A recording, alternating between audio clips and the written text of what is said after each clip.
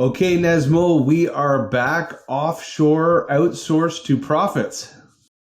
Absolutely, absolutely. And I think everybody is going to really love today's topic because the topic is about making money. At the end of the day, that's what everybody wants, right? So let me ask you this. How can people leverage outsourcing or offshoring and they can literally build a awesome sales machine? What are the steps? Just give us as much as possible.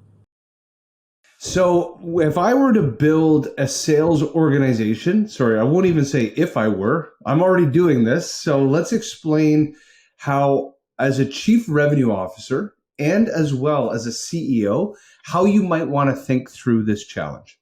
First is separate the roles and responsibilities within sales. So, the first mindset is you have to stop saying this can't be done because my customers are customer facing, and my customers are not going to accept anybody that doesn't look and act and live in the same place they do. Hold on a second. Let's break down the sales function into $5 an hour tasks and $500 an hour value creation.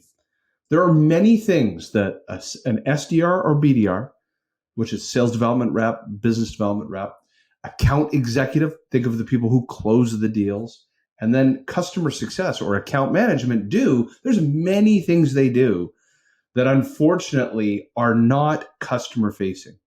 List building, social media posting, research for customers. Emails are behind the firewall, so to speak. They're behind the scenes. So long to the short, you break down these tasks and you start to recognize that there are opportunities to support your existing customer facing sales representatives, like your account executives, in a way where they can focus in on more demos, more proposals per day, because they're not taking on some of these tasks. So then let's carve out sales in what's called pre-sales and post-sales. Pre-sales meaning the acquisition of new customer.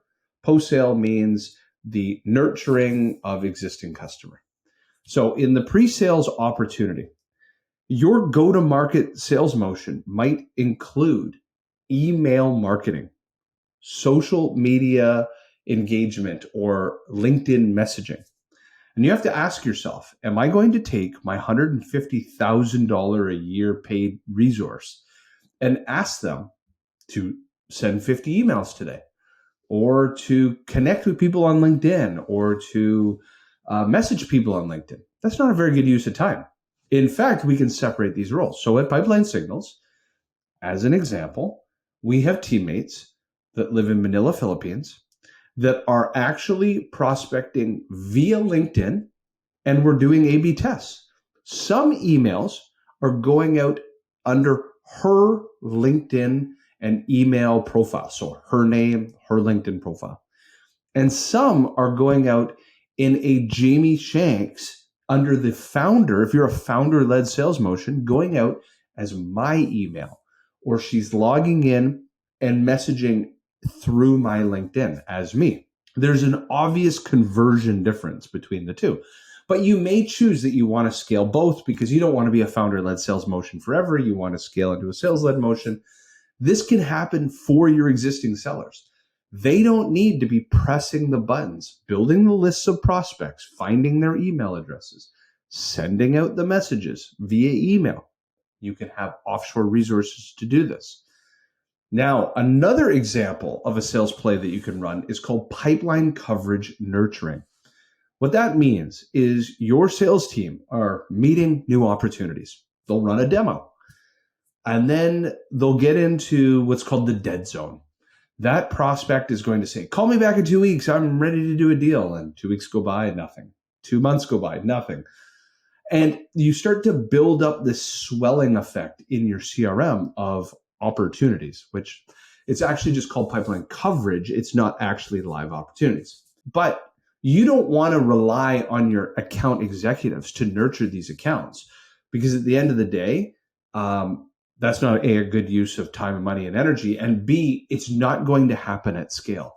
What happens is the account executives start to account segment, They start to select, prioritize, and segment the accounts they focus in on, and everything becomes a Pareto's law. They start to focus in on the hot opportunities that are looking to close tomorrow, and they start to forget to nurture the accounts that they dealt with months and months ago. What happens is you create this massive backlog, but if the customers don't hear from you or these prospects don't hear from you, then all of a sudden, when they are in that moment of change, they don't recall your name, they don't think of you, and they bypass your solution.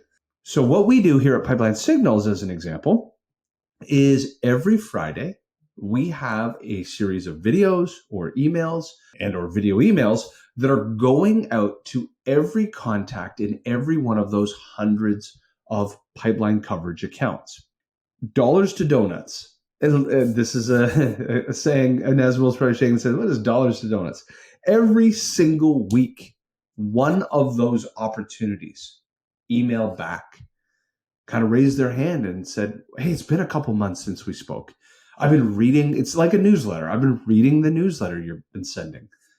I think we're ready to talk. But if you were to have asked me, the founder, to have done this, it would have fallen off the rails. If you would have asked my account executives to do this, it would have fallen off the rails because they've got, other prospects they're dealing with, yet to also nurture 100 or 200 or 300 or 500 other accounts every single week. That's not possible. So to summarize, now start thinking of the financial opportunity here. Our fractional, as an example, a fractional BDR in the Philippines is $500 a month. We're talking $6,000 a year. So your cost of customer acquisition barely makes a blip. $6,000 a year, so in my company Pipeline Signals, the average contract value is $3,000 a month. So the payback period, so it's $500 a month is the resource cost. The average contract value is $3,000 a month. I will pay for that if that resource books a meeting and that meeting is won in that month. It pays for itself almost instantaneously. Even if she were to only book and we close one deal in an entire year from all of her efforts, that's a 2-month payback period, which in professional services or tech-enabled services, anything of the payback period under 6 months is incredible. So these are the ways that I would consider using sales support and ensuring that you can maximize the leverage of your existing account executives and customer success to nurture and upsell and cross-sell and think about the strategic conversations they need to have with their customers. Whereas emails, list building, key account planning, researching, social media posting, these sort of things can be taken off the plate so you create more leverage for your account executives.